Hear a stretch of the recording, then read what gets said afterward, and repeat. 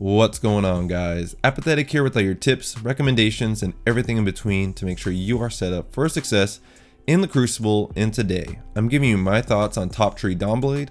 I'll cover what I like and don't like, and finally discuss if I think it's top tier in the Crucible right now. Let's get into it. Diving right into what I like, the first thing is the double Icarus dash. At first when I heard of this change, I thought, yeah, that's cool, but Icarus dash as it sits currently doesn't allow you to carry your momentum, and in some cases can actually slow you down.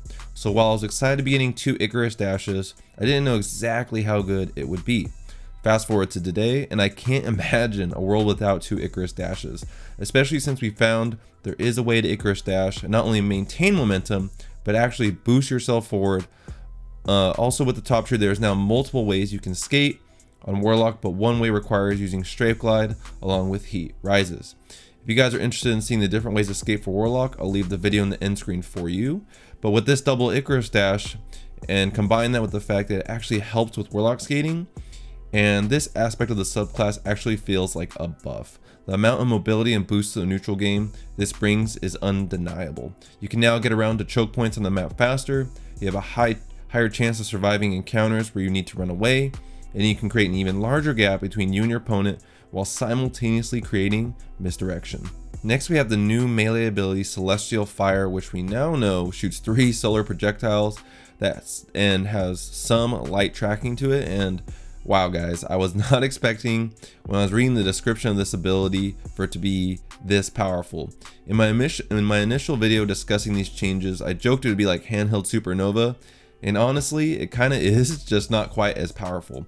It's more comparable to Middle Tree Storm's ball lightning, but I could see this melee ability of top tree Dawn being the feature of a lot of builds in the future, especially once people start acquiring solar plexus, which increases the damage of solar melee abilities. But getting back into the ability itself, it has a lot of utility, and that simply comes from the range on this thing. You can be shooting someone at medium range with your hand cannon, then finish them off with Celestial Fire from a pretty good distance away. And the nice thing about this ability is it travels pretty fast, but makes it harder to dodge, unlike ball lightning. So overall, I'm very impressed with this ability, and I'm impressed with how quick you can get it back, since any in-air kills restore your melee energy. Feels like this ability has a lot of uptime since it's constantly being recharged so quickly. Moving on to something that kind of falls in the middle for me in terms of like or don't like, and that's Heat Rises. Now the reason I like it is because of the fact that it allows for some really creative cool plays when used in the right way. I really like how you can float on areas of the map and typically towards the edges where you would normally die, and from there you can land shots mid-air with perfect accuracy. It's a really cool feeling, and I think Bungie really nailed the air superiority that they were going for with this subclass. Now the flip side of this is I'm not sure how viable this ability would actually be against high level players, because high level players will maybe get caught off guard once or twice, but then they will adapt to a playstyle that is trying to utilize Heat Rises, and that's the only thing that gives me slight pause with this ability. Because when I'm analyzing these abilities, I analyze how impactful they will be at all skill levels in the Crucible. Overall, I would say that Heat Rises adds even more of a skill gap when using this subclass, because if you don't use the ability correctly, the other team will punish you for it, and trust me, that's happened to me a couple of times. Try to get a little bit too fancy and just got picked right out of the sky. But in the right hands and when used in the correct way or tactfully, you can make some really sick plays and pick your enemies off in ways they may not have been suspecting. Getting into things I don't like, I'm kind of going to lump them together, and it's the fact that Burst Glide for bottom tree is basically useless when in super, and that the super on top tree and overall movement doesn't feel too great even with Icarus dash. So where does this leave us? Basically I feel like the movement, specifically in the super for Dawnblade, whether it's top tree or bottom tree, isn't that great. The lethality is still there, but your ability to travel quickly and efficiently just isn't there. The Icarus dash and Dawnblade seems to take too much energy. It doesn't really seem to move your character nearly as quick as skating and Dawnblade pre-nerf used to. The only way to get that same speed of skating back in Dawnblade is to use Strafe Glide, which means that when I'm not in Dawnblade, I'm going to have to be constantly consuming my grenade to ensure that I'm able to skate around as quickly as possible, and I'm not a fan of having to consume my grenade just to ensure that my character can actually have some efficient movement. But luckily with top tree, at least I have choices on how I want to impact my character's mobility. What does this all add up to? It really highlights the power of the neutral game for top tree and power of choice, and highlights the lack of neutral game for bottom tree and kind of being forced into having worse mobility, which is honestly a shame, and hopefully it's something to look into reworking in the future.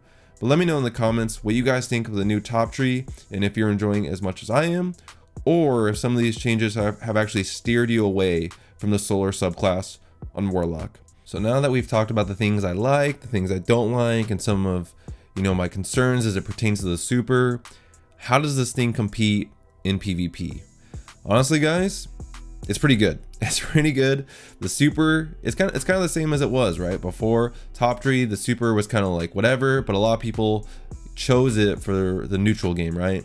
So the neutral game is just, in my opinion, even better than it was before. Your mobility is even better, and there's so much more maneuverability because of heat rises. You can play high up. You can really throw off your opponents with how high in the air you can get, and they won't be expecting you to have that perfect accuracy when you're in the air. The thing is, you have to just, you want to use it when you're trying to throw off a single opponent. I found when I'm using it and there's multiple opponents, I'm typically going to get team shot out of the air. Or using it when the enemy team is focused on other players. I've also found really brings some success when you're using heat rises and floating up there in the air. But again, the real kicker for me on this is Celestial Fire and the double Icarus dashes and the ability to have just that crazy mobility and get around the map so quick. You feel so fast, and I love that feeling of just being so nimble. So definitely a huge fan of the changes. I'm excited to play with it more and try to really master the movement on this class and really see how high the skill ceiling is on this class, because I feel like there's some real potential here. With that, I'm gonna leave you guys with the rest of this gameplay where I end up racking up 48 defeats with top tree Dawnblade. If you guys enjoyed this video, make sure you like, share, and subscribe, as it's a free way to support me, and I'll catch you guys in the next one.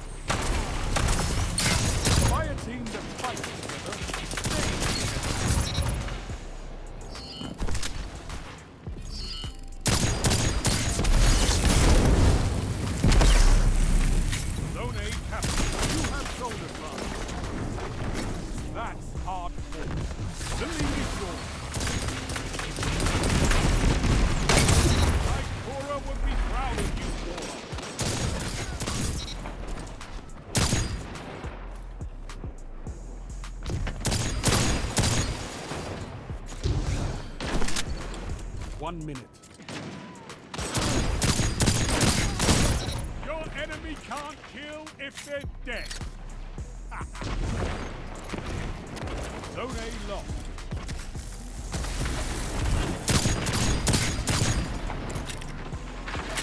Captured Zone B.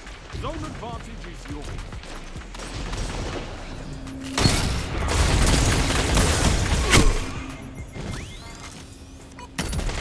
We've got 30 seconds.